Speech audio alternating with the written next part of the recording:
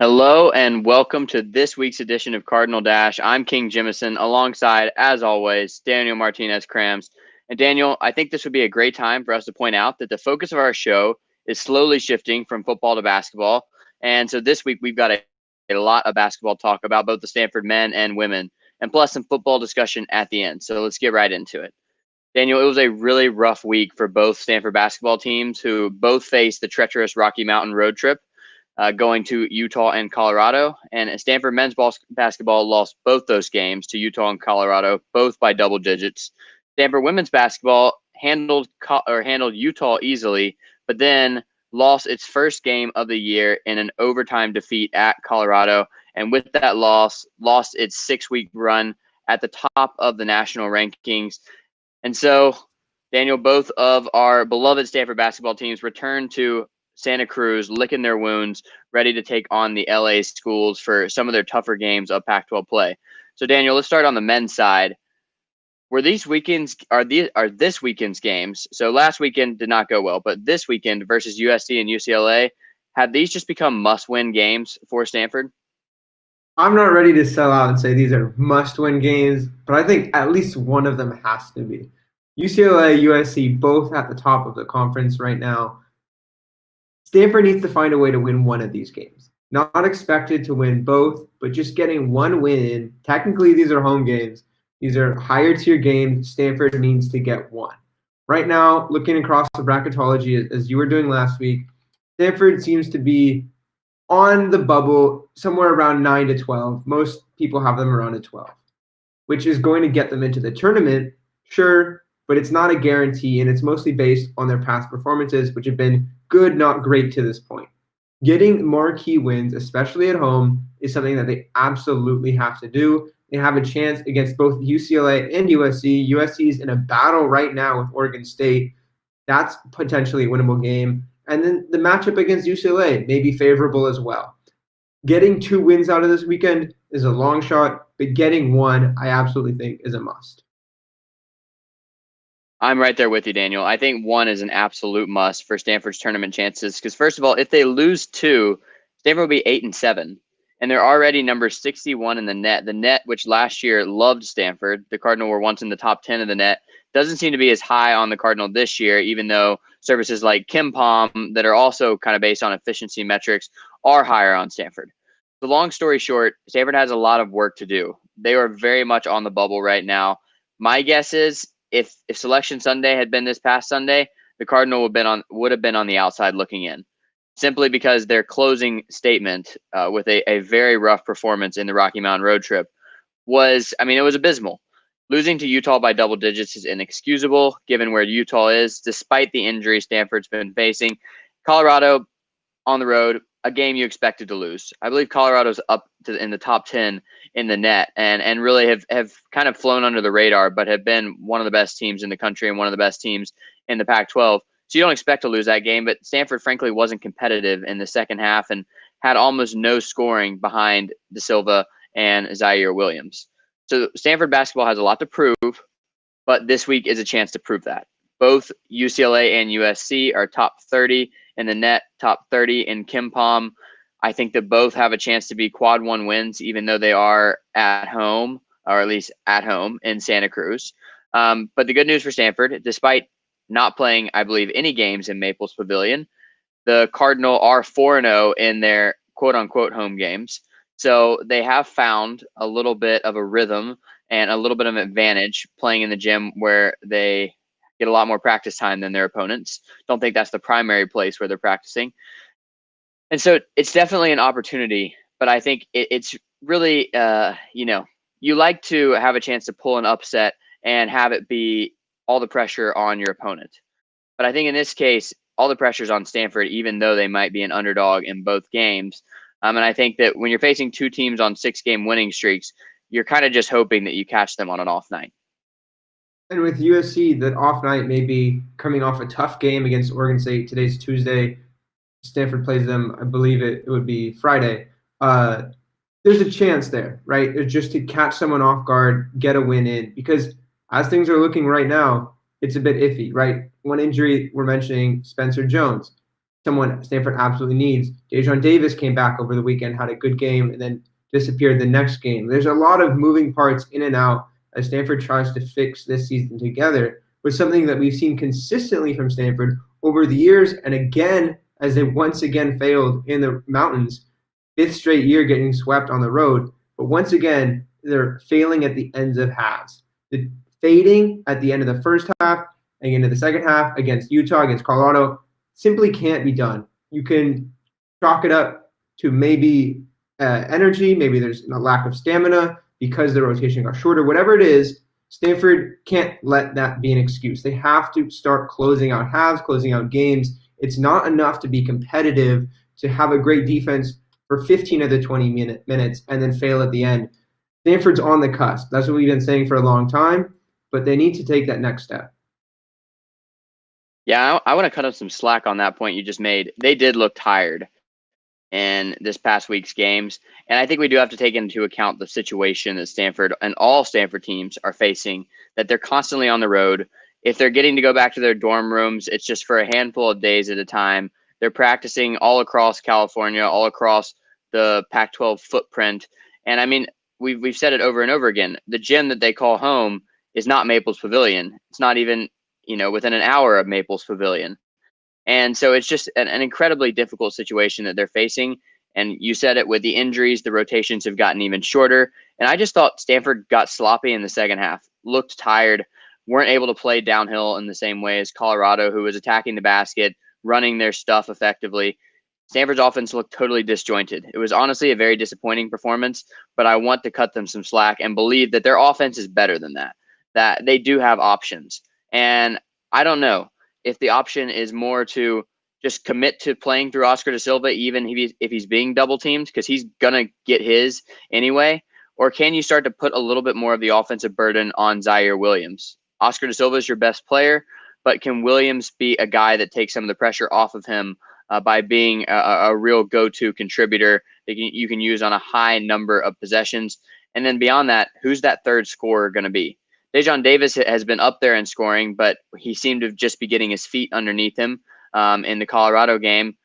Can he start to find himself this weekend? I think the questions for Stanford are, can their offense be more fluid into where they're not turning the ball over every other possession and not shooting such a low percentage from three? And can they find a third scorer consistently? Because usually it's Da Silva and somebody else, be it Williams, be it Davis, be it Spencer Jones in certain games, be it Bryce Wills in certain games. But can they get three people consistently in double figures? Going to be key for them, absolutely. And we've seen Williams over even the last two games make a huge progression. He is improving. We've talked about where Da Silva is, where Williams needs to be for Stanford to really compete for a conference championship. And I think I'm really excited for that interior game to come out against USC. USC relies a lot on the Mobley brothers. I think that is an opportunity to really test, hey, where is Williams? Where is Da Silva in the conference? We've seen Da Silva at times get shut down by better teams. We even saw him just get off 5 attempts against Utah. There's a problem there. But against USC, a chance to kind of compare yourself to some of the best. Against UCLA, on the other hand, a team that's relying a lot more on guard play, that can be one where Stanford could get out running. There's a chance there. I think just because of these two teams have very different styles, there's a chance for Stanford to steal one win. We said they need one win. They're going to have to find it this weekend. Absolutely. And, you said it. These two teams do play very different styles. And I think the UCLA game is really going to be a contrast of styles, because Stanford is one of the best defensive teams in the Pac-12, the number 15th nationally in defensive efficiency, according to KenPom. UCLA has one of the best offenses in the country, period. I think we've seen them kind of take off this year under Mick Cronin, and that's without Chris Smith, who was presumed to be their best player. So UCLA, to me, has been the favorite in the conference all year. Even without Smith, and they kind of feel like they're rounding into that type of shape. And so I think that's the game that I circle for Stanford. If they get that win, it would be kind of like the Oregon win last year in Maples Pavilion, where you're like, okay, we haven't seen it consistently, but we see the upside. We see what Stanford is capable of. And I think that Stanford in that UCLA game might have the two best players on the floor in Zaire Williams and Oscar da Silva if Williams plays up to his potential. Now, I do want to see Williams stop settling for mid-range jumpers so often. That's really his game, and he's got a sweet shooting stroke, so I understand why. But get to the basket, man. You can finish over anybody. You're 6'8" and can jump through the roof. And so if maybe he starts to assert himself more offensively, that's a chance for Stanford to steal a game. And we've said it over and over again. 0-2 is not acceptable. 0-2 is going to drop Stanford into a very precarious tournament spot. And, 1-1 would at least keep them on the bubble for now. 2-0 jumps them right back into the Pac-12 title race. So I think this is just such a huge weekend for Stanford men's basketball. But let's turn to the other Stanford basketball team that also had a rough week, but we judged them in very different ways because Stanford women's basketball had not lost a game to this point, had multiple top 10 victories, were riding high at the top of the AP poll for 6 weeks running, one of the longest streaks in program history. And they really looked invincible, including in a win over Utah on Friday where they just destroyed the Utes on their home floor. And so it didn't really seem like facing a 5-6 Colorado team was going to be where things started to go wrong. But sure enough, the Cardinal get into a thriller back and forth game with the Buffs and lose 77-72 in overtime. Maya Hollingshed for the Buffs dropped 32 points and 10 rebounds. She shot 4 of 10 from beyond the arc, so really kind of shot Stanford out of its elite defense. So obviously, first loss of the season drops the Cardinal from number 1 to number 5. But what did this loss really mean, Daniel? You know Stanford women's basketball as well as anybody. Did Colorado expose any weaknesses that could prevent the Cardinal from achieving their national championship aspirations? Absolutely. The biggest one in this game was effort. Stanford did not come into this game aggressive. They did not come in with a chip on their shoulder. Colorado did. Putting this game in perspective, twice last year, Stanford got out of Colorado with tip of their tongue. I don't even know what the phrase is, but they barely escaped Colorado. Once it was Ashton Prechtel on an amazing inbounds play, and then Stanford pulling away in overtime. The second was a 40-foot heave from Kiana Williams. Colorado had Stanford's number last year. They came into this game knowing that they could win. Stanford, meanwhile, came into this game a little bit lackadaisical. They didn't expect to come into it, and Colorado simply outplayed Stanford. After the game, for the first time this year, Stanford had just Tara Vanderveer talking to the media. Players were not allowed. It was just Tara Vanderveer, and her message was simple. We did not play well. We did not come prepared. We need to do better on all fronts. She said players, staff, coaches, everyone need to do better because that simply was not enough. This is a team with legitimate title aspirations, and they should because they have the talent to get there. This last game was just so lacking. Stanford has relied on its defense all year long. I can go into the numbers later. But the fact that if they don't put effort in, the defense is not going to come out. What this loss exposed is that Stanford needs to play with a chip on its shoulder. They need to play like they mean it. And it's so hard to bring that effort in every single game when you are among the best teams in your sport. When you're just killing people night in and night out, just double-digit victory after double-digit victory. I think focus can be a huge problem. And so my hope is this loss is a wake-up call. Because I tend to think that you don't want to enter the NCAA tournament undefeated. I think that that's a cursed mark to reach. And I think that over the course of the season, you're just going to have one of those nights. And so I think this very well could be one of those nights, particularly if the problem was with effort, because we know Tara Vanderveer, she's not going to let effort be an issue 2 games in a row, or maybe not even 2 games in a season. But I think if there is an issue that I see with Stanford just generally, that maybe comes back to bite them in the tournament against an opponent of similar talent, it's 3-point shooting on both ends. And that's really kind of the death knell for any elite team who really likes to play inside out, who has a lot of athletes, who wants to attack the paint and not so much rely on outside shooting. I mean, the way Stanford plays, you're not going to beat them offensively by driving to the basket because they're just too big. They're too strong. They're going to eat you alive on the inside. But if you're able to shoot them out of that defense, as Colorado was able to, making 8 threes, shooting a pretty high percentage, while Stanford had a lackluster shooting night, shooting 5 of 22, then you're going to have a chance. And I think it's also worth noting that neither Fran Belibi or Kiana Williams played particularly well in this game. Kiana Williams, I believe, was 3 of 12. Fran only had about 4 points, exactly 4 points. And so you didn't get a good game from 2 of your stars.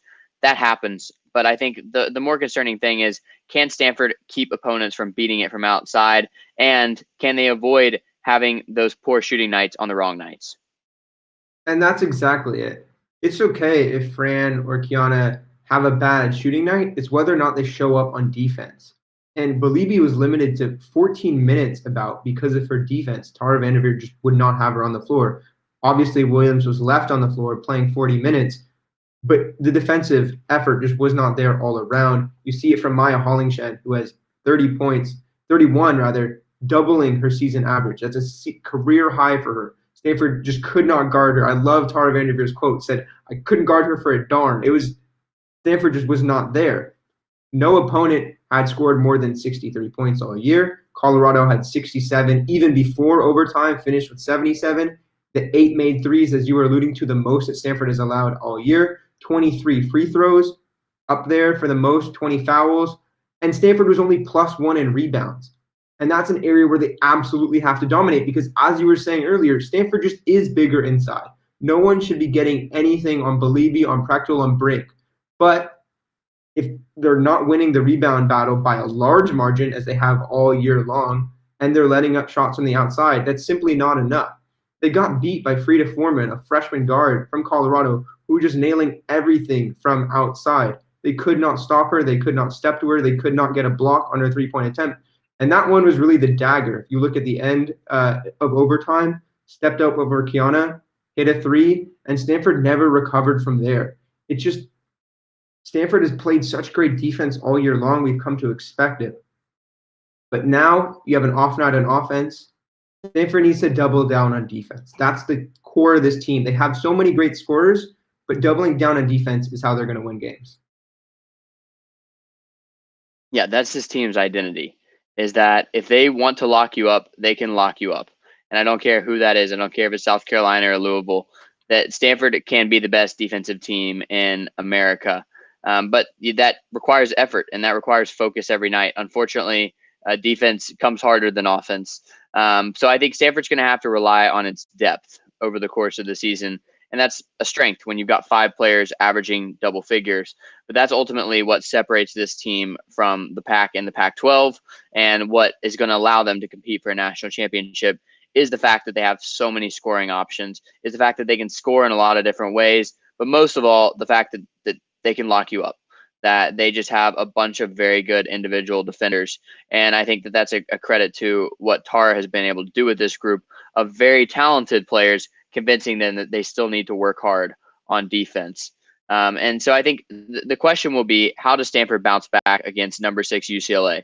Frankly, I would not want to be on that Bruins roster this week, because I think you're going to get a far more focused Stanford performance. But Daniel, I mean, what do you see in this upcoming game against one of the highest ranked teams Stanford will play all season? I am exactly with you that I would not want to be UCLA this week. Tara made it very clear about how her team was going to practice coming up to this. Stanford's already beaten UCLA once by double digits. Now Stanford gets them at home. You expect Stanford to absolutely come out and have a great game. For everyone that had a poor game against Colorado, there's going to be someone else to step up. And as you were just talking about, Stanford has ridiculous depth. When you have Cameron Brink, Ashton Prechtel, Hannah Jump coming off the bench, now you're really talking. Lexi Hull, we expect her to keep scoring. We expect Kiana to start getting better. She always gets better over the course of the season. Can she start having scoring games? Haley Jones has looked amazing. She had a 1-game absence. Not really sure what happened there. It didn't look like there was an injury, but came back, had another good game. And Anna Wilson has absolutely been playing out of her mind this year. One of the top storylines of this year for the 5th year, who came back, has been playing lockdown defense, has been shooting 50% from 3, has been facilitating the offense, has looked absolutely great. And then you have freshmen like Jana Van Guydenbeek coming in. This is a team with so many key pieces, just going to put it together. And I expect Stanford to do that against the LA schools. Put up good games against both of them already earlier this year, and something you can build off. They already have the tape. Coaches are so good at going over and giving them scouting reports. I expect 2 more wins this weekend. Yeah, that UCLA game wasn't even particularly close when these two teams met back in December. I believe it was about a 12-point Stanford victory. And so clearly the Bruins know that they're facing a tall test, but I think it's going to get even taller when Tara is able to get the full focus out of her players. And I think that this is a chance for Stanford to very quickly bounce back. And honestly, sometimes I think coaches like to see these random midseason losses when you are such a talented team, when you know it's not going to hurt your tournament resume that bad. I mean, it's not like you're going to be hosting games anyways. The whole tournament's all going to be in one site, and so you're gonna be able to get the most out of your players as a result of them realizing they're not invincible, which Stanford women's basketball pretty darn close to invincible. But now let's switch gears and talk about our third sport of the day, a little game. And the Cardinal football team announced this week that their season opener for 2021 on Saturday, September 4th, played against Kansas State, would be moved to Arlington Stadium, or AT&T Stadium in Arlington, excuse me. So quite the palace of football to kick things off for the Cardinal. Their other two non-conference games are September 18th at Vanderbilt and November 27th hosting Notre Dame in the traditional regular season finale. So, Daniel, what do you make of Stanford's non-conference schedule, which again features three Power Five opponents? And do you think this will help or hurt Stanford's prospects for 2021? I love it from an immediate standpoint. If I'm watching football games, I want Stanford going up against the best. I think that's what prepares them for the Pac-12. And I think this was a smart move by Stanford to prepare with these games. That being said, it also is a lot more taxing. We don't know what this team is going to look like. We expect it to be a lot younger. It was already the fourth youngest team in the nation this year. Now you have all these people leaving, as we've been detailing in past shows. What does it look like? Well, we're going to find out really early on with this all-state kickoff game. Kansas State is a team Stanford's only seen once before. That was back in 2016. They had a 26-13 win. But it's a game where Stanford can kind of feel it itself out. It's a Big 12 team. Stanford is going to be able to hopefully come in with a full training camp, and it'll be the start of the Tanner McKee era. I think from a bigger picture standpoint, very smart. It seems like Kansas State moved this game to Arlington because of a money move. Simply, they'd make around $500,000 if it was played at their home stadium, and they're going to bring home around $2.2 million from playing it in Texas, which makes a lot of sense. But for Stanford, playing it in Texas means a lot more exposure in the state, where they've done really well recently. There were six players from Texas on the 2020 roster, and they brought in four more on National Signing Day. So something you could tell your recruits, you're signing and you get a game in your hometown right away. That'll be helpful for Stanford, but also the game's obviously going to be watched in the Kansas footprint. It's a game that helps Stanford recruiting, and that's really what you want to do with these out-of-conference games. Same thing with Vanderbilt. It made a little bit more sense when Derek Mason was the coach, former coach at Stanford. There is that tie-in. There's also the tie-in with Eric Dolan and Alan George, communications directors who moved over to Vanderbilt. Missed them here on the farm, but glad they're really doing well there. But this is another time where Stanford is going to be playing an opponent it's never faced before. Vanderbilt is going to be playing a Pac-12 school for just the second time in its entire history. Played against UCLA in 1961. And their new coach, Clark Lee, at Notre Dame, so he's seen Stanford, and then was at UCLA before. So there's some tie-ins. It makes some sense. That's a game, obviously, Stanford should be winning. Vanderbilt coming off an 0-9 season. So as far as, is this FCS competition? No, but is this a game where Stanford could win, get a little bit of momentum? Sure. And then Notre Dame, which is one of the better rivalries on Stanford's roster, on its docket. You absolutely have to continue that. And not one where Stanford is necessarily going to compete next year, do we think, but a game that's meaningful nonetheless.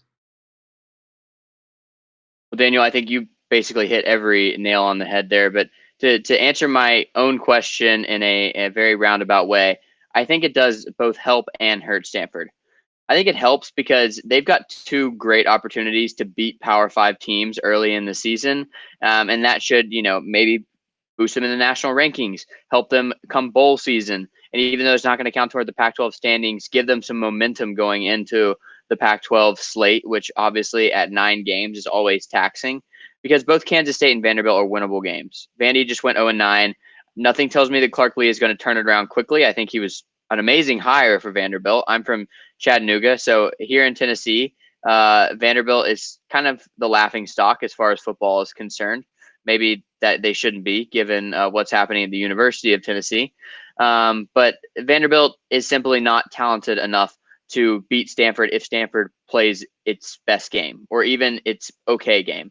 And I think that it's a rivalry that makes sense. They're going to meet again in 2027 in Palo Alto because these are two private academic schools in overwhelmingly public conferences or conferences with almost entirely public schools. I guess in the Pac-12, there's just USC. In the SEC, there's nobody else. So there is that tie-in, and I think they feel like they're in a similar place in their conference. But Stanford's football program is far beyond Vanderbilt. That should be a win, but it's still an SEC win, and so that will be something that David Shaw can tell his recruits about. And then as far as the Kansas State game goes, Kansas State is scary in September because they've beaten Oklahoma twice early in the season, the past 2 seasons. But they just lost 6 straight games to close the season. They are getting a quarterback back who started for 2 years in Skylar Thompson and who has beaten Oklahoma in 2 years. And having watched him play a little bit, I think he's a dynamic player, particularly as a runner. It's not going to be an easy game, but you talked about it. The exposure is massive, and I still think it's a game that Stanford is going to be favored with. So there you go. That's 2 potential Power 5 wins in September. But here's where it hurts the Cardinal. Just like in 2019, they're going to have no weeks off. In 2019, they boasted about the toughest schedule in the sport. May well have been true. The 3 non-conference games were Northwestern, Northwestern, UCF, and of course Notre Dame. Notre Dame always going to be a challenge. UCF has risen to a near Power 5 level. And then you had Northwestern, who was supposed to be a very good opponent. Turns out that year, Northwestern had a major step back. But regardless, Stanford didn't have any weeks off that entire slate. They didn't have a William and Mary, a UC Davis, one of those games where hopefully you get some of your backups in, where hopefully the starters come out after 2 quarters and there's no stress. You can already start mentally preparing for the next week, and most importantly, physically prepare for the next week. You're not losing as many potential starters to injury. You're not losing them just to fatigue. And so once again, Stanford's going to have a 12-game slate against Power 5 competition, and it's going to be a grind. And so that's where I wonder whether it was wise to end up with this all Power 5 schedule and in a year where there's going to be a lot of transition in the Stanford football program. And that point about 2019 was excellent because that Northwestern game wasn't much of a challenge on the field for Stanford. As you were saying, Northwestern didn't have a great season, but Stanford lost Walker Little and KJ Costello in that game. And just the fact that they're competing in a hard knocks game, that's a lot to put on yourself at the beginning of the year. I think it does look really good if you're telling recruits, hey, look, we view ourselves among the best. We're only playing FBS teams. We're playing against top teams that are on the nation. I think there is that argument to be made, and I think that's where I'd lean towards. But I think there's another argument, especially as teams have for so long scheduled their non-conference games 10, 15 years in advance about, do you really know where your program is at right now? Right? So Stanford will be playing Vanderbilt in 2021 and 2027, as you were just saying. Are they going to match up well with each other in 2027? We saw that Coastal Carolina and BYU could put together a fantastic game on 3 days' notice. I think that is where the whole landscape should trend towards. Now, this is a lot bigger than Stanford, but the whole landscape should trend towards playing meaningful out-of-conference games based on where you are that season. And that's going to take a lot more than Stanford just pulling its weight, but it's something that should be an aspiration for the entire sport, where we think Stanford will match up well against Kansas State. We think they have a great shot at winning against Vanderbilt. And besides the fact that it means a lot to people on the farm and people in Notre Dame, that game hasn't been competitive for the last 2 years, wouldn't have been competitive this year. So I think there's a broader concept of, are we getting the most out of these out-of-conference games, and are they worth the risk to players? Yeah, that's a great point. And I think it's particularly applicable when you think about what Stanford's going to be facing at the beginning of next season, breaking in a new quarterback, breaking in new starters across the defense and across the offense. You're losing a number of your best players to the NFL draft. Some didn't even play this season because they were preparing for the draft. And so I think Stanford has a lot of talent. We'll talk about this a lot, but I think that they're going to be a good team next year. It's just they're not going to have that soft landing, that soft opening where they can, maybe break in Tanner McKee against a UC Davis, where he can go 18 of 20 for 250 yards and then come out after 3 quarters and feel good about himself going into the USC game. Instead, you're going right into the fire, playing in an NFL stadium against a Power 5 team who plays a very physical brand of football. And so I think it's ripe for an upset. And if you think about how the Northwestern game in 2015 ruined Stanford's chances of going to the playoff, I don't think Stanford's going to be anywhere close to a playoff, but I would hope that this is not going to come back to be a foolish decision to have 3 Power 5 games when you've got a relatively young team. And I think that it really will force this offseason to be so focused for Stanford as they get ready for that opener. But Daniel, that's it for us this week at Cardinal Dash. So go out and follow at Dash Sports TV on all the social medias and check out our website at dashsports.tv. And also go out and follow at Sports Pac-12 on social media and check out their website as well for columns for some of our great student contributors and some of the best Pac-12 coverage in the media landscape. But for Daniel Martinez-Krams, I'm King Jimison. Thanks for watching, and we'll see you next week.